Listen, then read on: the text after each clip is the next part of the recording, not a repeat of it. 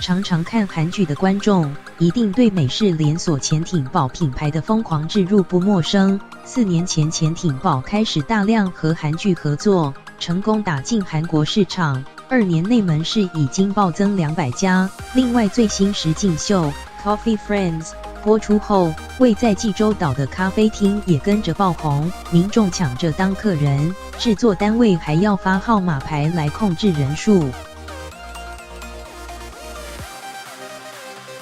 Coffee Friends， 姐姐的咖啡要做浓一点还是淡一点？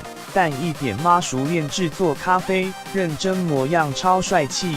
国民制作人罗 PD 打造新实境节目 Coffee Friends， 找来柳衍熙和孙浩俊，在济州岛开咖啡厅。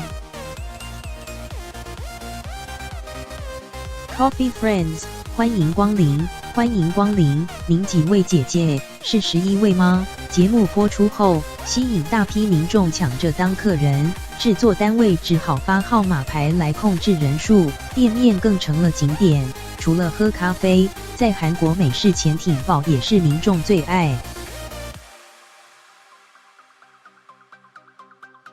阿尔罕布拉宫的回忆，您点的餐点齐了，总共7000韩元，只要点了 J1 三明治。最近在韩剧《阿尔罕布拉宫的回忆》再度置入曝光，从《太阳的后裔》中宋仲基、宋慧乔吃潜艇堡弹琴，以及鬼怪孔刘大颗三明治。美式潜艇堡4年前开始大量和韩剧合作，成功打进韩国市场。从原本的150间到现在352间，2年内门市暴增200家。